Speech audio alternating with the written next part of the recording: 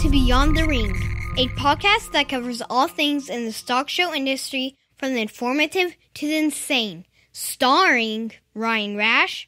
In a flock of pigeons, be a flamingo. And Dale Hummel. The opportunity to begin again, this time more intelligently.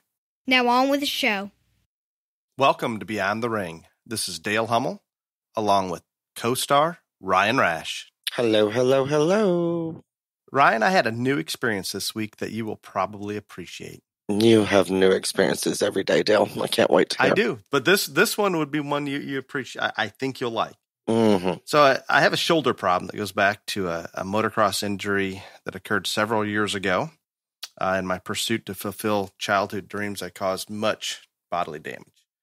So I go to the chiropractor, try to get a fix on that or some temporary relief, and the power is out. Somebody hit They could just cut your arm off. They had to cut off right at the shoulder. It is definitely up high. So they give me the doctor's number. I can handle this. They usually give me this electrostimulation that just contracts your muscles, and then she readjusts things and ice and hot. And I don't know if it helps long term, but it does feel better for a little while. But this time the power's off. She says, well, we can't do the shock treatment or whatever that would be called. And she says, are you familiar with acupuncture? And I'm thinking, wow, yeah, I'm familiar with it. I know little about it, and it appears painful. And I'm not real open to the idea. She continues to tell me all the benefits from it, and reluctantly, I go ahead and agree to allow acupuncture for my shoulder. She lied. Absolutely lied. So how did you not think people sticking thousands of little needles in you was going to be painful? I mean, she basically said how much it would help and there'd be no pain at all. So I'm not sure if it was the thought of 12 needles going into me or the actual pain itself, but I had an unpleasant experience when I would not look at the needles that are in my shoulder and going all the way down to my wrist. And I still don't completely understand it. I understand deferred pain and hitting certain nerves I don't see long-term benefits, maybe short-term. So it was fine when I wasn't looking at my arm after 5-10 minutes or so, and I think they're in there for 30 minutes. If I wouldn't look at it, I was okay. But I'd look at it, get a little queasy. I told her, I was very honest with her, that I was the little kid that when you're getting ready to get a vaccination or a shot, I would pass out. I tried to be open with her, and she had nothing. So I got a little queasy, a little sweaty. I did not pass out, but it was not a pleasant experience. Dale, I don't know what to say about all this. I'm glad that you were right, I guess. You knew it was going to be fine. Have you had acupuncture experience or know anything about it? No, Dale, I'm not going to let people stick thousands of tiny needles in me because I know it will be painful. And I don't, it's probably more in my head than painful. But anyway, some news came out about Houston. Yeah, well, Houston gave us all quite a scare there for about 15 minutes, and then they cut their messaging back on track, and we all figured it out. But yeah, Houston moved the rodeo to May. Well, at first when this came out, and again, I don't know if it was we just didn't listen properly or whatever, we all thought the whole thing had moved to May, and we were all about flipping. But yeah, and it wasn't just you. I had a couple of calls about it too, and it was just the whole thing was moved. Yeah, it's just the rodeo of it all. And the horse show. The Ropaho is moving. Oh, well, yeah. Okay. So the Ropaho and the pony show is moving from May 4th to 23rd. And so, but the stock show is still going on in March. Which I appreciate. And in theory, it's not as time sensitive as feeding a pig or a steer or even a lamb. I guess the goats would be fine. I was having night terrors in the middle of the day of 500-pound stale pigs and Rodeo Houston of it all. You had a 10 or 15-minute period that was very much in panic mode. I was the most panicked. I am not going to lie. I will admit it. I was scared to death. I was like, this is a terrible idea. I did try to calm the gay by telling him if they're doing this, that it's obviously for a reason. They really probably had no choice, so it's better than canceling. And I do appreciate, you would assume there's some negotiations going on with the mayor and the health department and those type of things. So we're being proactive. And in my mind, that is much better to try to get that work through, and the approach they're taking to try to make sure this happens. And I'm sure they have offsite locations in the works as well. So it's a positive thing that we're at least looking down the road to make sure we continue to get these kids in the show ring. Again, they can move the rodeo wherever they want. Just don't mess with the stock show. I'm fine. I hope that's the case. Eric Swalwell, I brought him up to you earlier this morning, just briefly, Ryan, and way too close. This is I believe, a Democrat from California, and had a Chinese spy, informant, whatever you want to call her, in his camp while he was on the intelligence committee. And obviously there's a reason that she was on there, and he's very upset because this happened many years ago or several years ago. And he's saying, well, Trump or somebody in the Trump administration has leaked it out just because he's been hard on Trump. But the bigger picture is the Communist Chinese Party have sent informants, students, spies, whatever you want to call them, into our country for many, many years. And we allowed, and even in some cases encouraged such.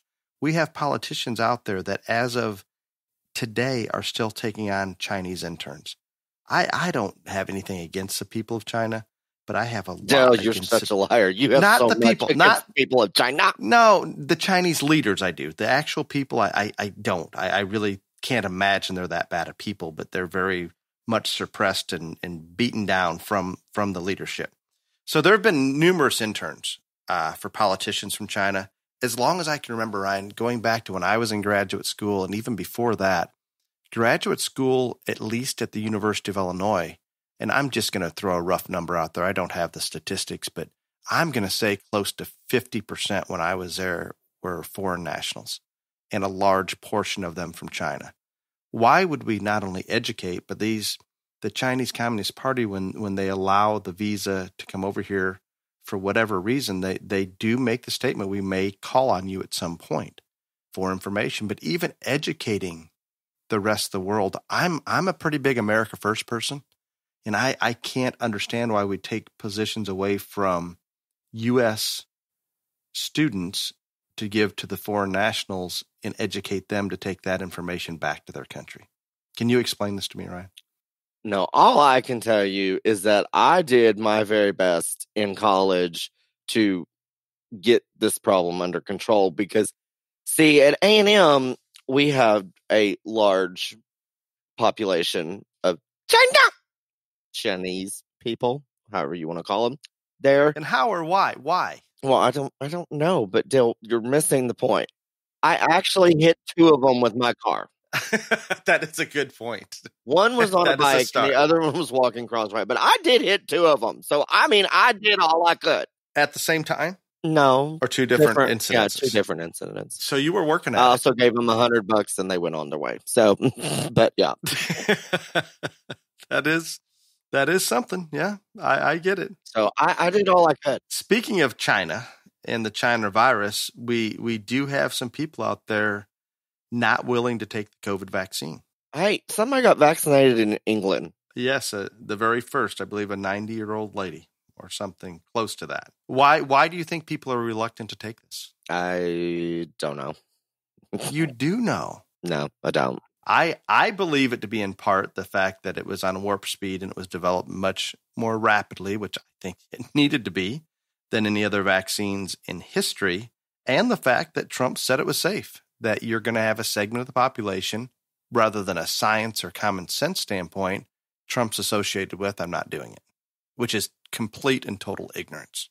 I just think that, like, whether you want to take the vaccine, not take the vaccine, I don't care. I just want the vaccine out there so we can, like, end all this other bullshit that is involved with the China virus of it all. Like, no, absolutely. Which your brother Fauci, I'm all about him, by the way. Love him. No, I'm out. I am completely out. Yeah, he's great. Anyway, I thought he was going to get fired after the election. Biden's rehired him for something. I think he even got a promotion. But anyway, he did have an interview at some point in this week before I came to the NFR, and haven't seen a whole lot besides bars since I got here. But before that, he had an interview and he said that he thought full capacity sporting events would be a thing in the fall of 2021. I think we can be sooner than that. Hey, fall of 2021 ain't that far away. No, I want it summer. And if I do the calculations and listen to what our president's saying about his, Did Biden hire you, Dale? No, okay. No, and I wouldn't work, but Trump thought about it. I had a visit with one of his people the other day. Perfect. When he came out with the America First push again with the Defense Act, where he will implement that if he needs to, as our pharmaceutical companies try to send vaccines outside of our country and we still need it here. Trump says, no, that's not happening. And I'm sure that's going to upset a lot of people. I'm okay with it. And if that's the case, we're going to have a large number of vaccines. And I would predict, and I don't have maybe as much information to predict this, but I'm going to anyway, that the average person in the population, if they so choose to take it, April, May, June. And I can't imagine once the vaccine's in place that by summer, at least here, that we shouldn't be pretty full speed. And I think we will be in many, many of the states. Maybe not California, maybe not Illinois, maybe not Michigan. 39 million people in California are on lockdown right now. Full lockdown. That is a big lockdown. And how many of those are saying this is bullshit and we're not doing it? It's growing. 39 million people. That's a lot. Oh, it is a lot. So I looked at with this, tried to put a little common sense and maybe science. That's half into the this. Biden voters. If they would have locked those son of bitches down during the election, we wouldn't have this problem. But anyway, mail in ballots. We forgot about you're forgetting about that part that did bite the red party in the ass. Hey, at least my state's suing. Okay, what is your state doing, Dale? We have Beetlejuice on it, and I believe Pritzker is making a push, and I think it's all the wrong direction. My state is suing Pennsylvania, Georgia, Wisconsin, and I think Michigan. And there's 62 electoral votes. And people are pretty excited about it, and I have to apologize. I'm not fully aware of. I don't think they're aware either. To accomplish. I think it's a great idea. I don't know enough about it, but I think it's a great idea. Arkansas also went with them later. They announced that they are in on that. But yeah, I'm not sure. Basically, what they're saying is that those 4 states' elections were fraudulent, and because of those electoral votes, that affects their state because of changes who the presidency goes to. Now, what the legal precedent, or if there is a legal precedent or anything about this, I am unaware. I'm going to say there is no legal precedent, but there is a common sense approach that it will affect them, and they're using the term voting irregularities, and that is the key.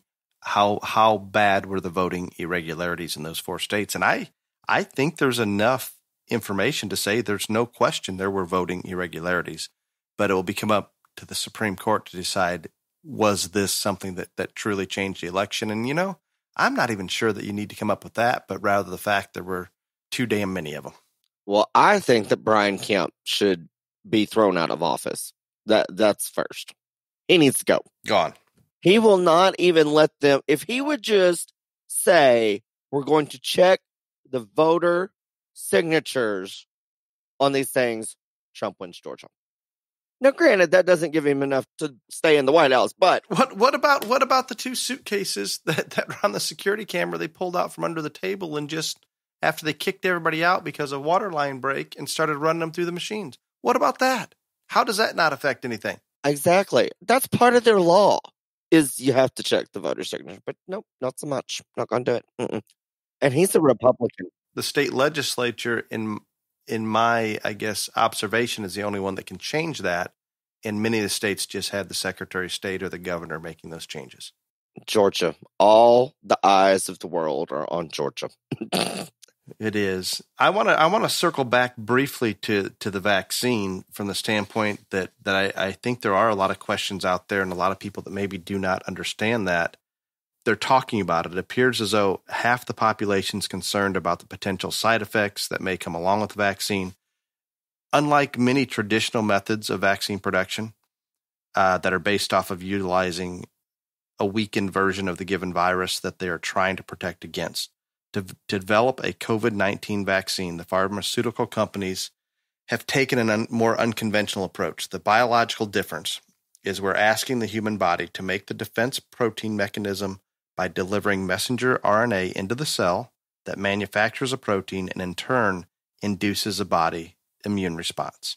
This will be the first time that an RNA-based vaccine has been released in mass approved for humans, and I can understand. I understand that being a little questionable and people may be a little sketchy about it, but if I look at it with an objective mind, when we talk about the efficacy rates of 95% on Pfizer, 94.1 on Moderna, those contacts I have in the science world are unconcerned with side effects because of the biological mechanism to induce that immune response. But they are concerned about the efficacy rates. They find it hard to believe because the best rate we've ever had in history was a 2-dose vaccine for the measles that was at 97%. And we're talking mid to upper 90s on these COVID vaccines in a very short period of time, which is amazing and maybe possible because they went an unconventional route to get to that point. But I guess if I were to throw it out there and people ask me about it, I am going to take a vaccine. I think we're going to need it to go from country to country and to travel. Vaccine passport or antibody, I don't know what they're going to call it, but it's going to be in place, I think, at some point for some period of time. And no concerns in my mind that we could spend 5 years developing it and we don't know what the long-term 10 or 20-year thing effect would be. I hope there isn't one, and it doesn't appear to be. There's no reason for it from a biological explanation. But I am concerned that maybe we will not. The coronavirus is a challenge, and those in the science world are still concerned how long the antibodies are going to last and how often we'll need boosters. I think that's all yet to be told. But if we actually get out and take the vaccine, herd immunity's here, we get back to normal. So I'm concerned that if people don't take the vaccine, we're going to prolong this further than what I would like. Couple points here. Number one, they haven't said it.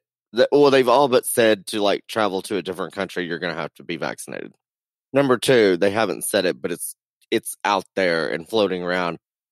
I think to fly on a plane anywhere in the United States, you're probably going to have this thing. I'm just being honest. I mean, there are rumors, but there's nothing hardcore of that. But I'm just saying, I feel like that's where it's going. So, of course, I'm going to be the most vaccinated person in the history of the world.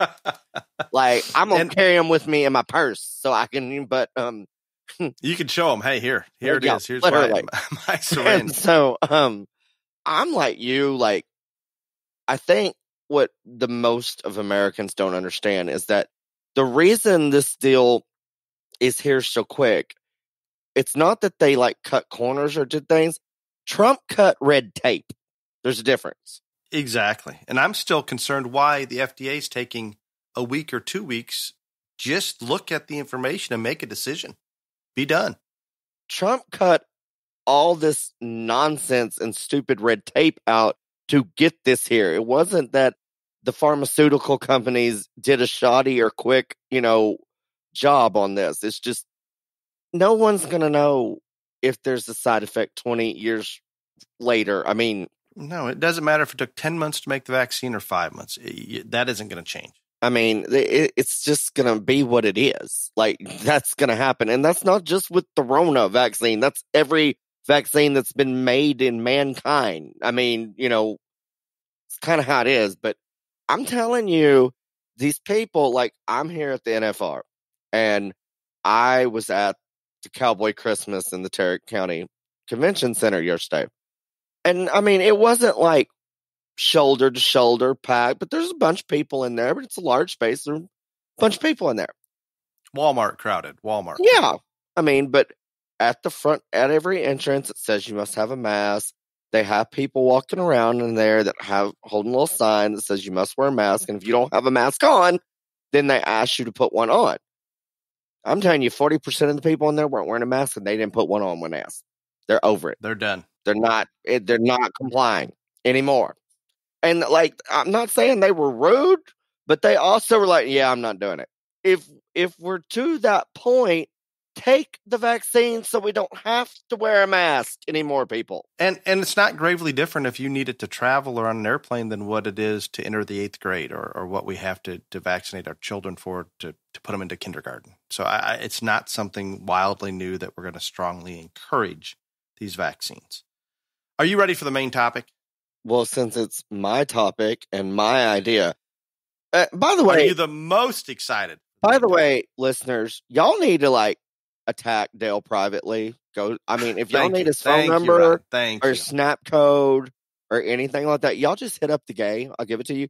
Because I've had the last topics guests for 3 months now. Dale's done nothing. I'm doing think it was nothing that many. but making Dale famous, and he's doing nothing. So this topic was absolutely yours, and I think it's a great one. Therefore, I am boycotting the rest of 2020. I'm not coming up with any more topics. I'm not coming up with any more guests. It is all Dohamo because I already came up with the topic to lead off 2021 too. So next 3 weeks, it's all you, boo. Now, you did have a recommendation for next week that I don't know if you were serious about. Was I drunk? No, this was, may have some alcohol still in your system, but maybe it just bring Cherie on to talk about Ryan's childhood. Oh, no, that was your idea. Dale wants Cherie on. That'll be great. Don't you think she'd have some great stories? I think y'all will. They would be the best stories. Mm-hmm, yeah. Listeners, tune out if Cherie's on here because first off, it's all going to be lies. The most amount of fake news. And her and Dale will just sit here and talk about how they're masters of the universe. But anyway, no. Well, you take us into. I can start us out on the main topic, but before we address the main topic, we would like to extend a thank you to Sullivan Show Supply for their continued efforts to make this industry the best it can be for youth across the country, and we do appreciate that. Ryan, what is the main topic today? So the main topic today is we've all been there at shows and show rings across the country, and we put this on our personal social medias and Beyond the Ring social media. But we've all been there and somebody has said something while judging a show and you went, what? Yeah, no. So it is stock show sorter terms, phrases, or other things that make you go, And I'm going to be honest, I thought it was a fun topic. It got a lot of response. And I got called out on some things, and that's fine. We're not here to hurt anybody's feelings or anything like that. So if your feelings are easily hurt and you might listen to this and think, oh, what they were talking about me, then just tune out now. Because, again, I got called out on my own social media. I don't think the people knew that they were calling me out, but I'm like, yeah, I've done that. And I found that my feelings weren't hurt. So either... And it's not just for terms we don't like, but it could be positive terms, it could be confusing, anything. Just ones that make you think. Yeah, and so got lots of response and stuff, and one of the biggest response deals that got the most topics is actually my number 3. I didn't come up with the top 10 list, but I came up with the top 5 list. But I think the first thing about it is, and I do want to address this because this was not in my top 5. I heard this, and people got all over it. When a judge says, this one's a nickel, so-and-so. I knew that was coming. You just stole somebody's question and answer for the day. Oh, well, I'm sorry. It's okay. We can move a little further. Because that was move it up in the lineup. That was one of the biggest things on there is a nickel and all this stuff. All right. I have never said a nickel that I am fully aware of. But I have said the term that I use is shade. And because colors, whatever color is, there's various shades of them. And so that is what I'll say, this one is a shade straight through shoulder and knee to the ground and stuff like that. I don't term nickel, but evidently the world does not like the term nickel. They don't. But you're using the word shade in replacement of nickel or exactly. Or same thing. I don't say nickel, but I do say shade. And I admit that I say shade. So if you don't like shade, then just tune me out. But anyway, I do say that. I think it is, and I think why people say nickel or shade or, any of that is they are trying to say, maybe this isn't perfect here, but it's not absolutely disqualifying in that judge's mind. Where maybe nickel is considered, I consider it the same, but I think maybe just that word bothers them. It was a heated topic. There was a lot of response. I get what they're saying, but I'm just saying the way I say it is shade. I understand what sorters are doing when they say that. It hasn't ever offended me like it offends everybody else on social media, but it's just out there. So nobody use nickel no more. You're going to get rocks thrown at you, I think. But yeah. No, and I'm in complete agreement. I've heard. I don't believe that I've ever used it. Not that I'm aware of. But similar terminology, just a different word meaning the same thing. But you are absolutely correct. That word doesn't seem to strike a nerve. I've listened to people say it. I understand what they're saying. It doesn't. I don't say I like it or dislike. It doesn't affect me. I mean, like I said, I've heard it and I know what they're getting at, and it doesn't offend me. But we are in the minority because it's the most. We are. That surprised me a little bit. I was like, and again, some people got offended, and there's no reason to get offended because it was, first off, it's a funny topic, and it's things that need to happen. I mean, can be discussed and whatever else, but like people on there, there's nothing wrong with these terms. I think what people were getting at is if anybody can say whatever they want as long as it's accurate. And that is the heart of it right there. And that's how I interpreted it. And I mean, like, I think that was the thing. And again, some people got feelings hurt and it got a little heated there and there. But I think what the gist was is you can say whatever you like about whatever animal if you're out there in the ring and you're sorting, as long as it's accurate and it fits. And, you know, like last week when we were talking with Chris Mullinex or whatever, he was talking about me and how I say wild stuff out in the ring. But if it actually did not fit the scenario and wasn't accurate, then it wouldn't work and it wouldn't be popular because it would be dumb. And so, it'll be a complete train wreck. Right. And I sort every level of show there is almost every single weekend. And so, like, people will come up to me at shows afterwards. Well, you didn't say a lot of cool stuff. Again, you can't just throw shit out there when it doesn't work. I mean, it's got to fit and it's got to be in the moment, in the situation, relevant. And so I get that part of it. But I think the thing is that most of the people that responded to this on social media, they don't care what you say as long as it actually fits and matches and is accurate. Say whatever you want. I would agree. And there's a traditional mindset. If you go way back in time, and I've abandoned this, but in my early days of coaching and when I was coached, we did have what I call species specific terms that were very, very much formal. And if we use that hog term in a cattle set or vice versa, somewhat frowned upon. I think those borders and boundaries have definitely been broken down, and as long as it describes them. And you're welcome, Dale. I did that. Thanks. I'll take credit for it. I believe you had a large hand in that, or a large play in it. But there was a time when that was just not. I mean, they thought, well, that person doesn't know what they're talking about. They're using a sheep term in a cattle class or whatever it is. But those boundaries are gone, and I think even to the point now, I couldn't agree more with what Ryan had mentioned. It doesn't, and it was on social media and people touching base with us.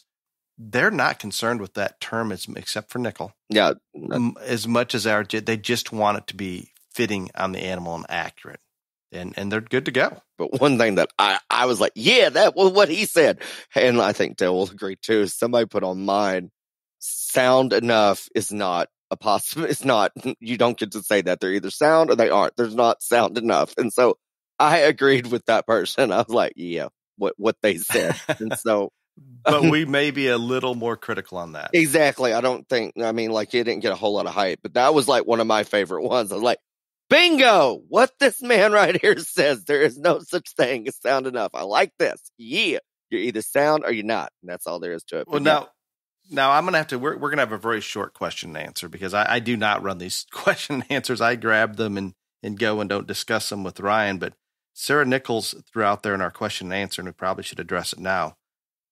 What is the term sound describing? What does sound describe? In our mind, it's very clear, but maybe it's not in other people's minds. Oh, well, when I'm talking about sound is I'm talking about that animal's ability to move, the angles that are created by, the shoulder, the knee, the hock, all those different things. And like, you can judge soundness both when they are standing still and when they're in motion. Like, it's not just one or the other. Like, I could constantly evaluate an animal's soundness from the time it comes into the ring, whether it is, moving or sometimes attempting to move or standing still. And so, basically the general structure of said animal. Yes. And I think when you're standing still, we're looking at the angles. Yeah. And when we go into motion, we're looking at the flexibility and how that knee sets in, how that pastern flex, the rear hock flexibility, all of those things come into play, even their spine flexibility. All of that comes into play in it. And I'm the same as Ryan, and we may not be the same as every other person out there, but when I use the term sound, I'm talking about mobility, ease of getting across the ring. And I don't know that our vision of where the angles should be and how all feet maybe should point the same direction, all these things, I'm not 100% correct that we are way accurate. And this goes back to that speed dial line to Mother Nature.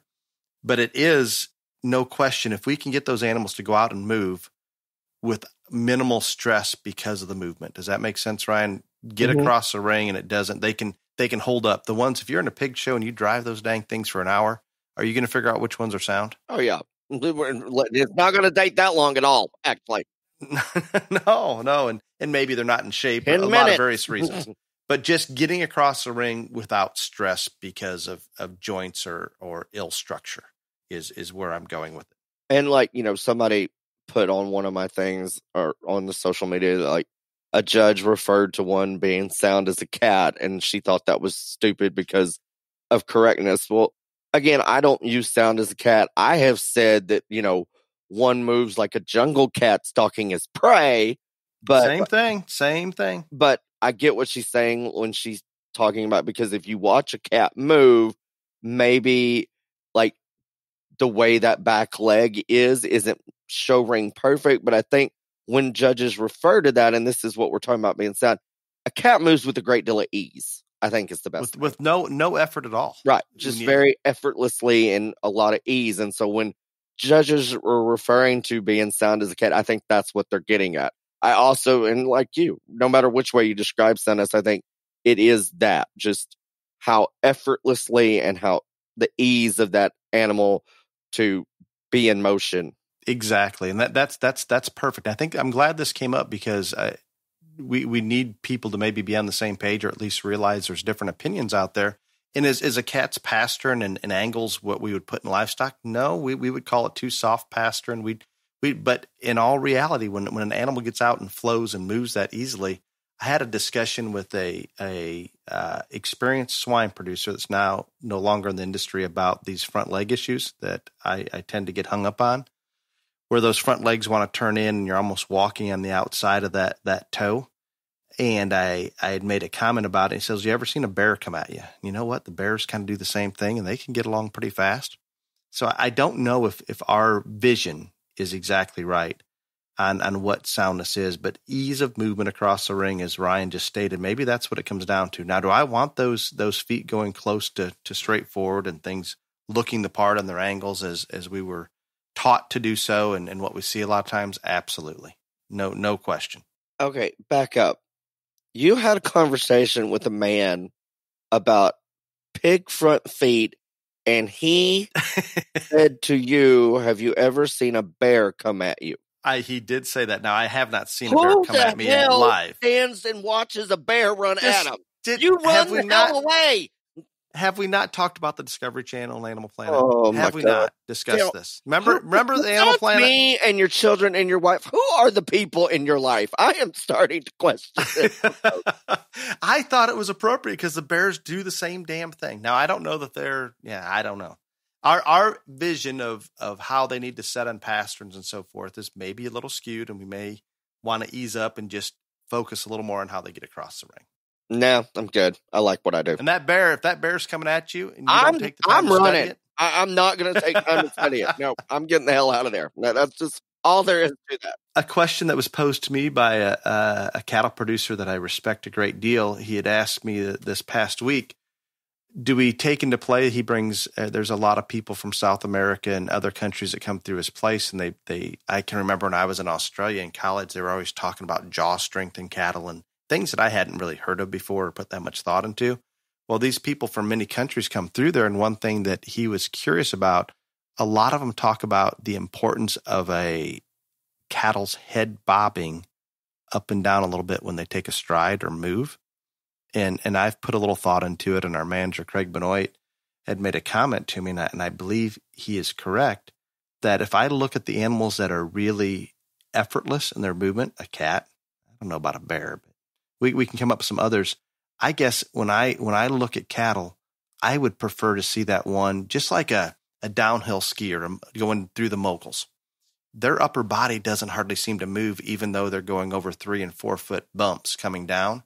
That if that calf or whatever age it is can hold its head up in a desirable position and it doesn't hardly move and they just float rather than head coming up and down with the movement, to me that's probably more of an indication of effortlessness. If the head is bobbing up and down, it's because the thing is too straight in its shoulder, and that's why it's doing that. Now, I don't need downhill. You don't need to go through that much. Who told you this, sir? This is something that was coming as a positive, I believe, and maybe I don't believe it misunderstood that some of the other people and other breeders in other countries want to see just a little bit of that, and I'm completely with you.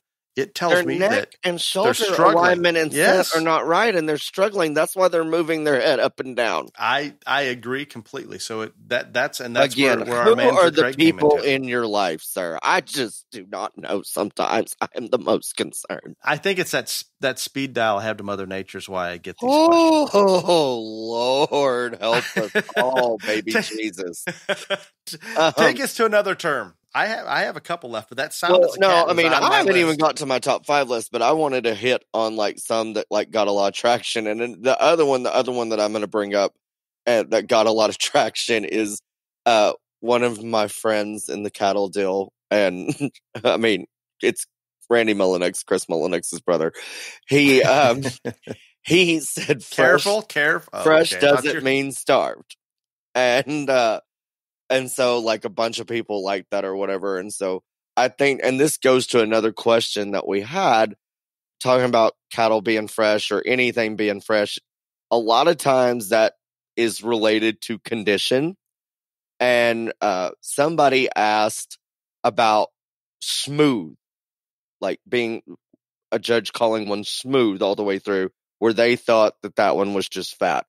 I get what Randy is referring to, that a lot of like one being fresh doesn't mean that they have to be starved to death and skinny. I also get what the other person is saying is that they didn't feel like this animal was smooth. They just felt like it was really fat. So it appeared like a butterball smooth. But I think in terms of condition, when you were out there sorting, I do think there are some general references and lines and stuff like that. But I think a lot of, and again, people have to realize that judging is just a personal opinion. I think a lot of whether you call something out on condition of being too fat or too thin, or what you're in your mind is fresh or over conditioned, has a lot to do with the environment that you grow up and the cattle that you feed or the hogs that you feed or the sheep. I think a lot of that is more personal than a general assessment, I guess is what I'm saying. Well, inherently, you're going to lean to that, what's impacted you and what you're familiar with. And to me, fresh becomes a little more about the appropriate weight, the appropriate body condition, and maybe people don't want to talk about this, but a good skin and hair coat goes a long ways with that. And I do believe that people use it. I don't believe everybody's going to agree that this means fresh, skinny or fat or all these. I think it's used, and that is one of those terms that did need to be brought up today, because when a specific judge uses the term fresh, the next judge may not agree with that. They may be looking at a different angle, just like Ryan mentioned. What you grew up feeding and working with, or what you were in the trenches with, is going to affect what you perceive as fresh. Think about if Houston moved their hog show, Ryan, and we got these hogs way heavy, and we didn't clip them, and they got a little longer. They're already longer haired. Old, coarse, stale hair, bad skin coat. Too old indicates to me not fresh as well. See, yeah, that's the thing that I'm with you completely 100%. Like when I'm describing stuff like this, fresh to me is more about just like what you said. If they appear to be youthful or in their prime, show ring shape, it's not as much about fat cover or condition to me.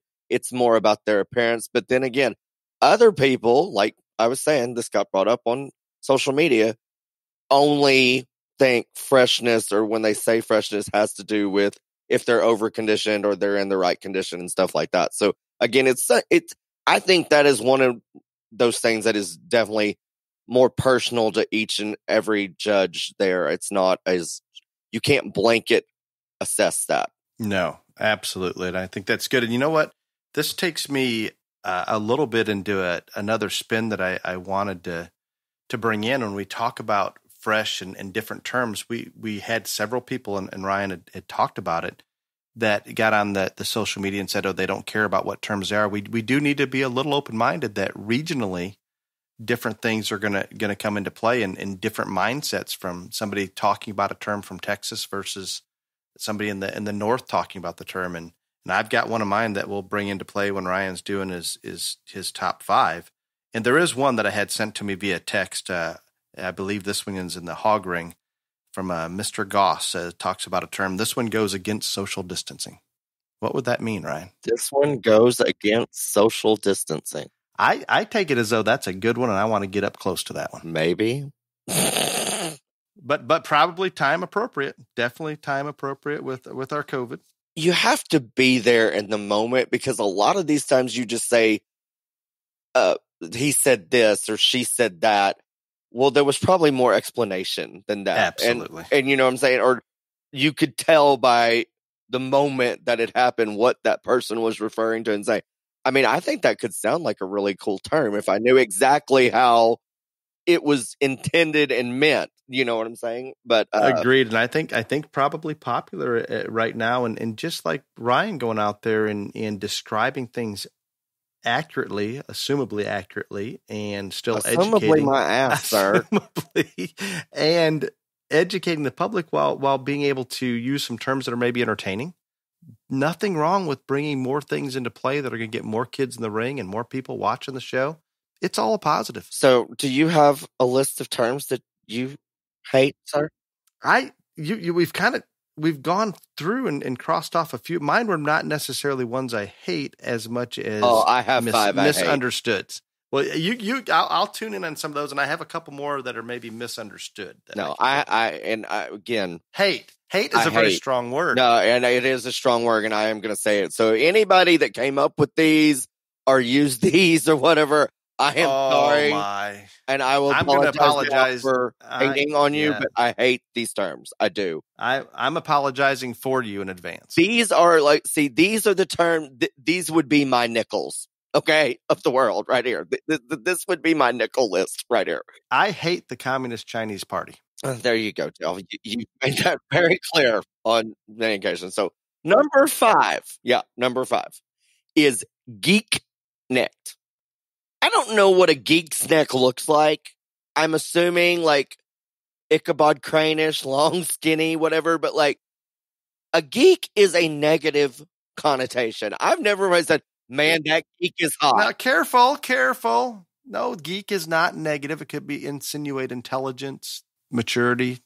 I'm not sure what else. Okay, in my world, geek is not a positive term. Okay, and I've never ever thought about it like this. But a geek, and I've never gone that far into thinking about it. But most geeks, when I think about them, are pretty skinny, and that gives them maybe an appearance of a little longer neck. Okay, and I whatever. Yeah, it's a bad term. It's not good. There are 900 other things you can do to describe a neck on any animal. If you need terms about it, call me. I'll be more than happy to share mine with you. But no, geek necked, I'm out. Like I don't get it. I don't understand it, and I have a problem. I'm going to be honest.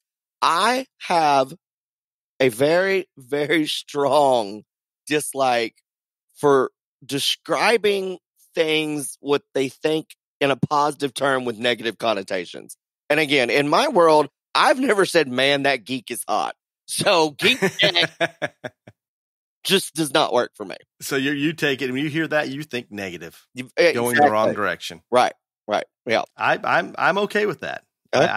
I can sign off on that one. All right. Number 4. And this one, it goes back to, I am a lover of breaking down, analyzing, and discussing all things structural integrity and correctness. And so when I hear this, I want to physically throw something. And I'm not going to lie.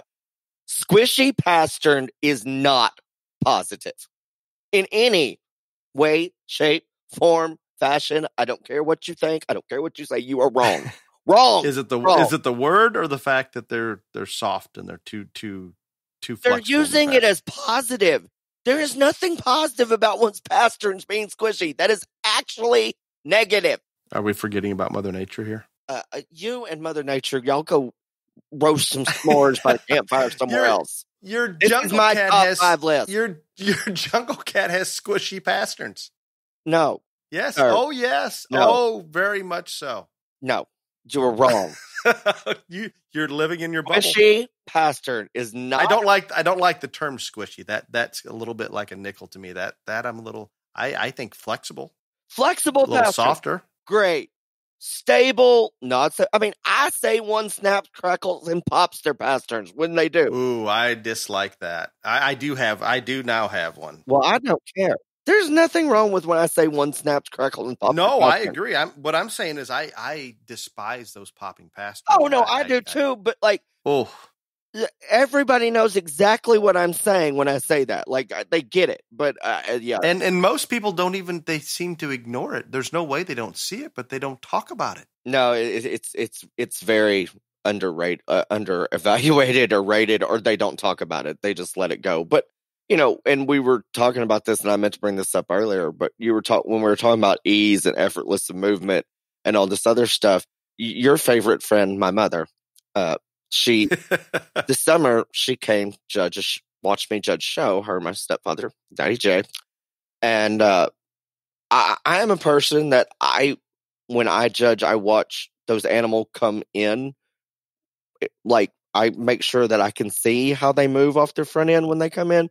Well, I don't go through and walk down the front of the line of them to study their feet again, because once again, you can do that when they walk in.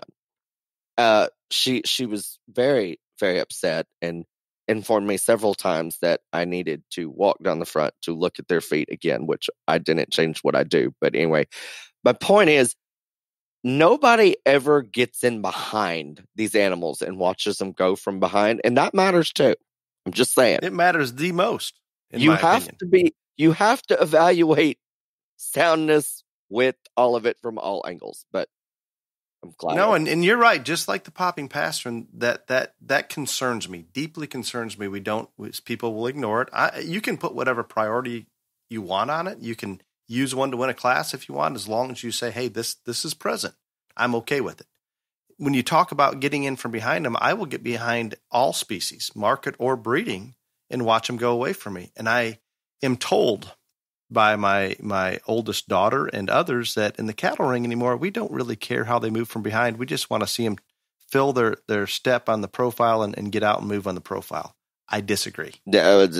I will talk to your children about this, because that is wrong. And it wasn't that she was pushing for that. She's trying to make me aware of what others that I'm taking it to. She needs to tell them they're wrong, because that is not correct.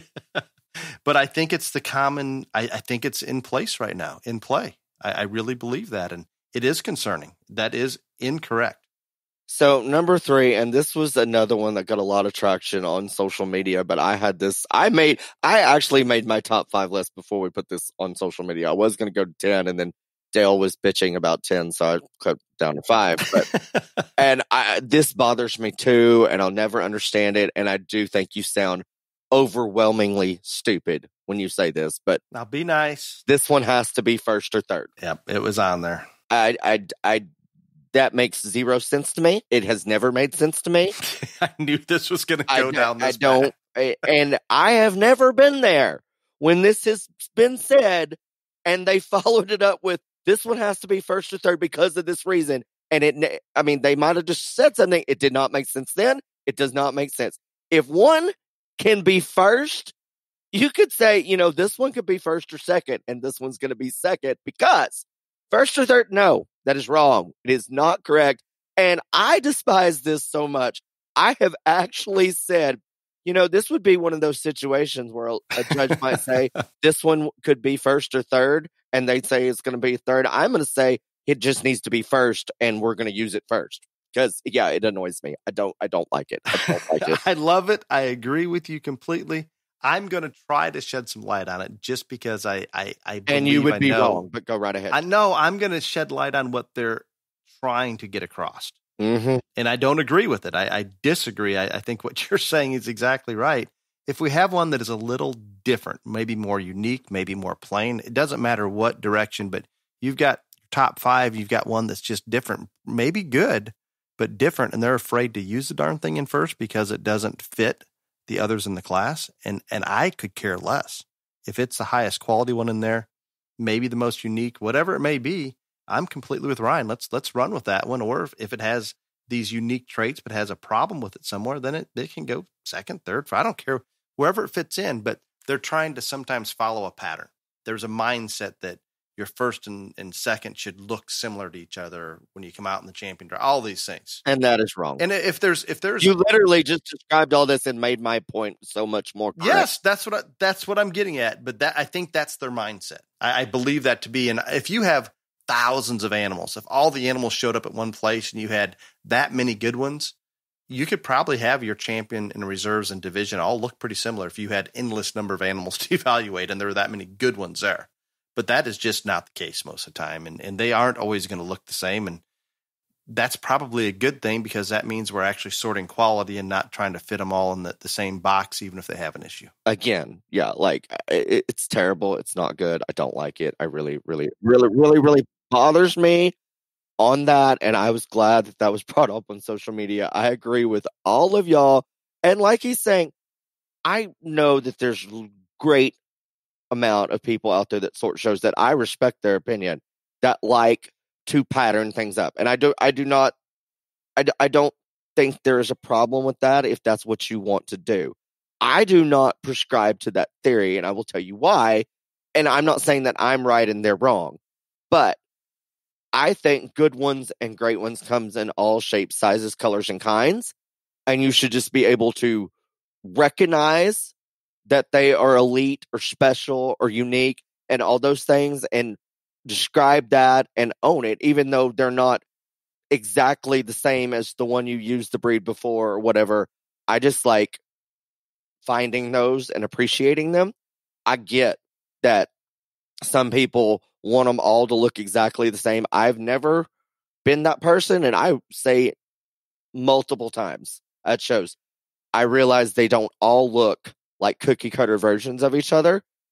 Again, unless you're at a show where there are thousands, you're not going to get that anyway.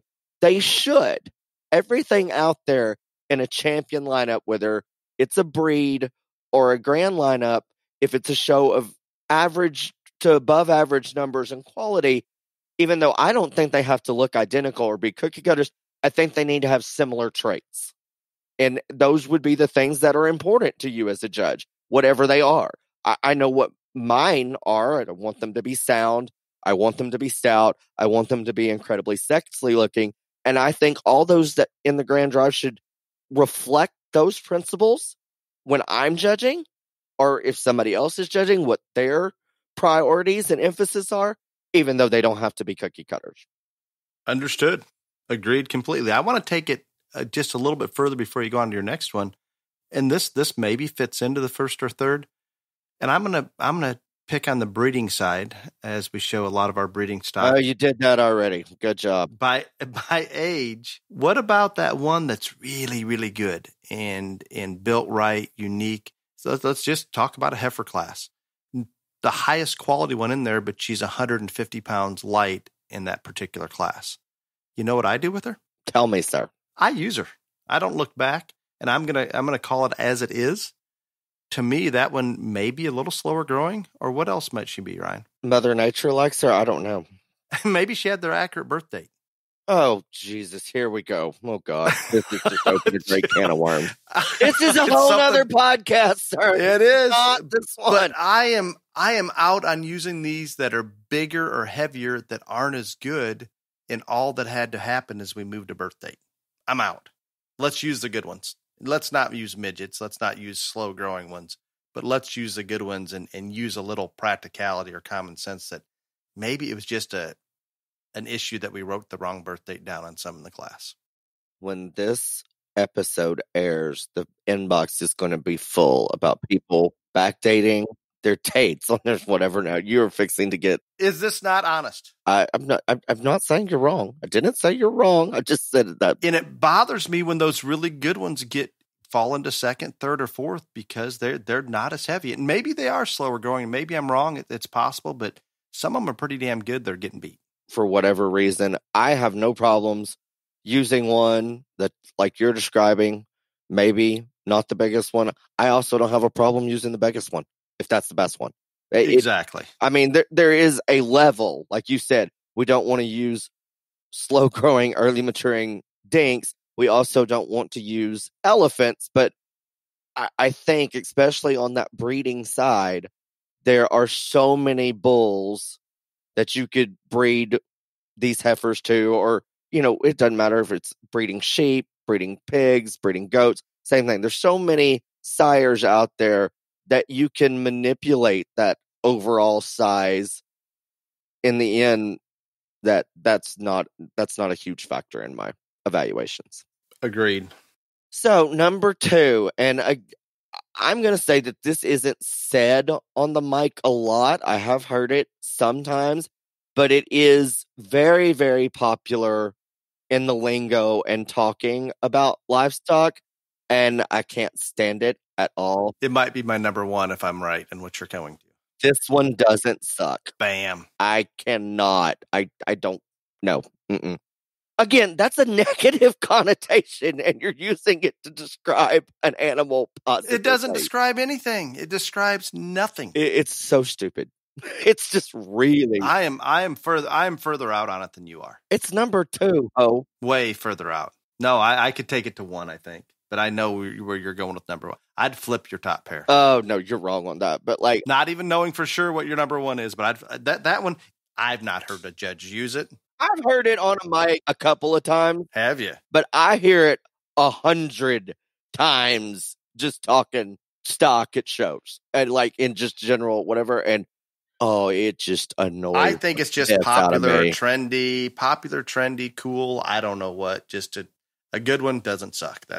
Instead of this is a good one, that one doesn't suck. That's where we're at in today's. I mean, I'm gonna target the youth more so than the older population with it. I've heard every age person say it. So I mean, but you have not heard Daddy James use that. No, you're right. Okay, so no, but I mean, I just don't get that term. I don't like it. I don't think. Yeah, I literally when it first started, it's been around for a little bit now, and so anyway, when it was first, they're like, oh, I mean, cause all the snaps, they'll send me a snap and be like, this one doesn't suck or whatever, and so we were at a show. And I wasn't judging or anything. We were just there. And we were at the bar and somebody's like, hey, that one of y'all's doesn't suck. And he was a good friend of mine. So I literally just hit him so hard. I was like, if you ever say that about one of my animals in front of my face again, I swear to God, I won't. But yeah, I don't like it. I'm with you on that. And did that didn't come up in social media though? No, it did not, because it was more targeted towards maybe what we're saying in the ring. No, yeah, and again, I've only heard it a few times in the ring, but it's more lingo, and it is what it is. And so my number 1, if y'all say, I don't know if it's deserving of number 1. Oh, it is the most deserving of number 1 because I violently shake when I hear this. I'm not going to lie. And again, if y'all use this, I'm not even going to apologize because it's terrible. But anyway, checks all the boxes. I knew it was coming. I can't. I literally, I have a physical reaction when I hear this. First off, what is in the damn boxes? Okay? What? And secondly, were they sent UPS, FedEx, snail mail? I mean, what? This is... Continue. I'm not going to interrupt. Just continue. This rant. is Go. The dumbest, stupidest way of describing this one. And then they never say what. And I get it's a checklist. I understand. Whatever, and you think that what was on that? You don't say. You don't tell me. checks all the boxes. Oh, I can't. Oh my God. I feel my face getting hot right now as I'm talking about it. Like sitting here. I'm afraid to try to even explain what they're trying to say to you because you're going to get too upset. Oh, you just get with it because you will be wrong. I am with you on this one. I am not offended by it. I simply I interpret it similar to what we talked about earlier. One of the terms that we just it means different things to different people. I think when they say and checks they all never, the boxes, and okay, it means different things to different people, and not a damn person that uses it tells me what it means to them. I think they're trying to shorten and summarize that one's damn near perfect, maybe, or it's good in every single area, which we know is not. That's maybe not an accurate statement, but that is the impression that I get that this one takes care of every trait we need to be worried about in this particular arena. No. Yeah, it's probably not. It's not very descriptive. Let's take it that way. I'm going to say the reason this offends me so much, as someone who honestly tries very hard to describe stock in detail and accurately, and not just the class winner or all the way down. I do make an effort to try to describe those animals accurately and in great detail. Just to throw that out there, it goes against what you're trying to accomplish. It goes against every principle I have. I'm not joking. Like, I don't doubt that there's even reasons kids using that in their oral reasons. They have, and it's not good when I'm scoring. I'm just telling you. So I think that I highly doubt there's anybody else out there that it affects as negatively as you. It literally goes against everything I stand for. I'm serious. It has not bothered me when I hear it said, and I don't know that I've used it. I have a physical reaction. I'm not gonna lie. There is no question you have that. And that was part of the reason to have this episode on these terms. You wanted to get that off your chest. I needed to in a public forum. I needed to, I mean, I'm not sure I can move on now, but I feel so much better. And I get it. What's that character you refer to me in from Frozen? Elsa, let it go. Elsa. Yeah, I know. I need to let it go, and I'm maybe now that I have had this moment, I can. But like, I'm not. I mean, Callie, who we were here for the NFR, and still here for the NFR, was part of her birthday. But we have been at shows and just sitting there watching, and someone will say, and like she takes 3 steps back because she's worried someone's going to get hurt. That's odd how that one does hit you that hard. It's just like you said.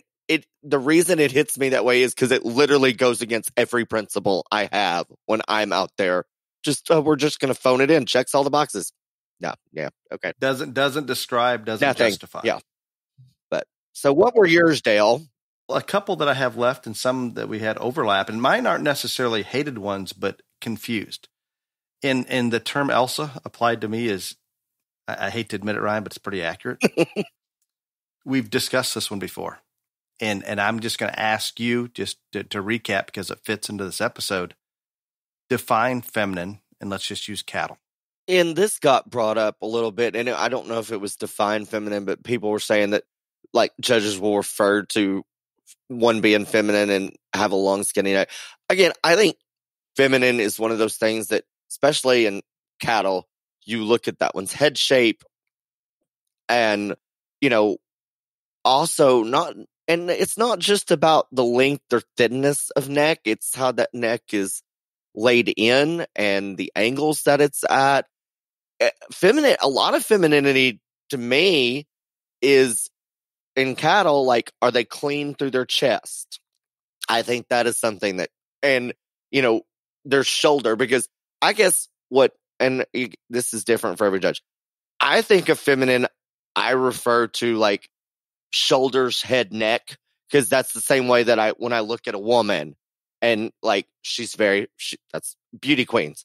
A lot of them are feminine, and that is all from, the shoulders above. And so from shoulders to chest, way that head, neck set work. And then again, the actual look of that one's head and how it is shaped And that's a thing that a lot of people don't look at. I do. I mean, I have said on the microphone before, this one has a head only a mother can love. And I mean, but so those are the things that I think go in when I am evaluating whether one's feminine. That is a perfect description. What confuses me is your description of that is very similar to what I would call the northern description. And if I believe you are from Crockett, Texas. Yes, I am. But your beauty pageant association and way you analyze things, that makes perfect sense in how you do that. And to me, that is a very accurate description of feminine, a little more refined, how all the things you talked about works. If you go to what I call the South and the West, with the exception of you and a few others, and would use the term feminine, they're going more to a hard definition about reproducing and raising young on a consistent basis in terms of reproductive efficiency, laying down, giving birth, taking care of that calf, having adequate fleshing ability to stay in body condition to ovulate and reproduce. All of the things that go into reproduction and raising young are attributed to feminine, and those cattle people are going to look at it as sound, able to get out, harvest pasture, get to food and water, body capacity, and a little bit of ease of fleshing, so we have enough body condition when we're in a tougher year that they can actually give birth. So it's almost, I'm not saying the opposite of what Ryan's describing in terms of that refined, but more fleshing ability, body, and sound would be another definition. So I think it's a little bit regional, and I think it's a term that's used a lot. And Ryan brought this up in a previous episode that maybe we tie to more feminine fronted or more feminine in her head and neck. And then all of a sudden, that means just what he's talking about, more refined, more of these things. But there is a perception that it's about fleshing ability and ease of calving and all of those other things. So it's a battle. And I think it is misunderstood from region to region. I know when I was coaching, I would be careful to allow my students to talk about those little bit longer necked, more refined headed ones as feminine when we go to the Southern contest, where it was a little more accepted here at Louisville and some of those. So I'm going to play else on that one. That one's a hard one for me to let go, not because I dislike it. And I really like Ryan's definition of it, but I think it's considered different by different people, maybe as much as any single term. A lot of this goes back to what we've kind of been saying. Depending on who that person is out there, what their personal experiences are, what they consider, how they use terms, all of that is going to be different from every single individual. There's not going to be a great deal of, it's not always going to be consistent. And I can use a term and you can use a term, and maybe we use the same term, but they don't mean the exact same things. And I guess that goes back to, I think you have to describe in more detail with more accuracy that term and why, like back up the reasoning why you think that is what it is.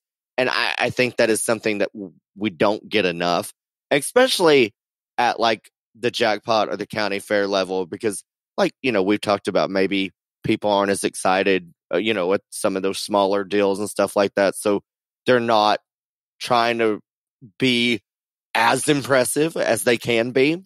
But I think that that's the thing for me. Like when you are using those terms, you need to also put on there why you think that one is that way. Makes perfect sense. I have a couple more that and I pulled this one off of our social media. It caught a little traction. Swooped bellied. I know exactly what they're talking about, and it's darn sure popular. I saw this one too. A good friend of mine, Emily Griffiths, put it on there. I saw that one too. I totally get what she's saying. I haven't heard that as much in the ring as probably I have heard it some, but not. But it's kind of like this one doesn't suck when you're just talking about the cows at the ring. Yeah, it's got a little swoop to its belly and stuff like that. Probably, and I understand. I know what they're saying, but again, probably not the best way to say it. Agreed. And one of the last things I can toss out there real quick is, Ryan, I'm not so sure that I can get away with using the term sexy in the show ring. And I'm not sure that you and I would define sexy as the same. No, and I got called out for this on like somebody, they were talking about terms that they didn't think was good or whatever. And like somebody said sexy. I was like, And somebody wrote back, I think Ryan has that one copyrighted. And definitely, I need to get that one copyrighted. But in all reality, I probably look at it similar. If I'm going to use that term, I bet we'd probably use it on the same ones. And this goes back to everything in life is genetics and environment, because I went to 5,000 million shows as a small child and heard people say the same things over and over and over and over and over again. And I would be bored to tears. I never want to be boring. So yeah, I say things differently, but I try to back them up with, why I feel that term fits there. That's just me, and that's how I am, and that's how it's going to be. And if you don't, I see the looks when I say things like that. And I know everybody doesn't get it or like it or appreciate it. That's fine. I mean, it's okay. You're not offended by it? No, I'm not offended at all. I mean, like, I tell people all the time, like, I'm just here to do me, and you've got an opinion, and you've got an opinion today. I'm the one with the mic, so it's going to be my opinion. And if you think I'm absolutely nuts, that's good too. I mean, I actively think of different ways to say, and like, again, I'll never forget the first time I said, there's no doubt when you get in behind this one, it's built like a Kardashian. Everyone knew exactly what I was referring to, that steer had a really big ass. But it wasn't 30 minutes and people had said that I said that one was Kardashian assed on the mic and all that. I didn't cuss on the mic. I said built like a Kardashian. But again, people take things, twist things, hear things differently, all this other stuff. But I've seen the looks when I say things like this summer, and I've used it a couple times. We were describing breeding sheep, and there was one out of class 1 that was very young, immature, that was super good looking. There was an older one, out of the last class. Different level of maturity, but still really, really good. I was like, to say one is better looking than the other, it's like comparing a cougar to a teenager. They're both good looking. They're just at different points in their life. And again, I think you even got a phone call about that one, Dale. But I mean, I think I might have. So there you go. And then, I have to admit, and I'm going to throw myself under the bus here, I was not sure what a Kardashian looked like. I had to learn it from the fact that Ryan was using big butted ones in the ring, and I kind of tied it together because I was clueless. The reason I won't forget that is because I didn't know it was a dark-headed girl. I didn't know whose animal it was or anything like that, but I said that, and this one friend of mine that was standing there ringside, he literally fell to the ground. He was laughing so hard. Okay. And so you're out there, and this calf had won the class. And so, like, you're out there and you're seeing this, and, like, you're trying not to break and not, laugh or, stay on stride and whatever. So, yeah, I'll never forget that. That was a lot of fun for me. But next. Well, this episode was not meant to necessarily be as educational as I think it may have turned out to be, but just fun. And I think it was fun. And we got some terminology out there. And I think we stimulated, or Ryan putting a post up, especially on his personal page, stimulated a lot of discussion about this that's good to talk about. And I think that's kind of what we want to get accomplished. And the problem that we have today is as we move into question and answer, and Ryan, sometimes question and answer is kind of my favorite part. Yeah, because I never know jack shit about it. Always, it's always so good. And this is going to be proof today that you had no idea. And I honestly didn't know what they were going to be until about 10 minutes before we started recording. And I pulled a few up from actually Facebook messages. They were ones I was going to introduce that really flow into today's main topic. The 3 question and answers that I had were, what is a nickel? What is sound describing? And what is the rationale behind when a judge says one goes first or third? There you go. I think, you know what? I think we're done with question and answer. How was that? We covered that explicitly. It's easy. What I would like to remind our listeners, and I'm not very good about this, please follow or like Beyond the Ring on social media, whether it be Facebook, Instagram, or Snapchat. In any of the ratings you can go to into your Spotify or Apple Podcasts. Those things are all appreciated.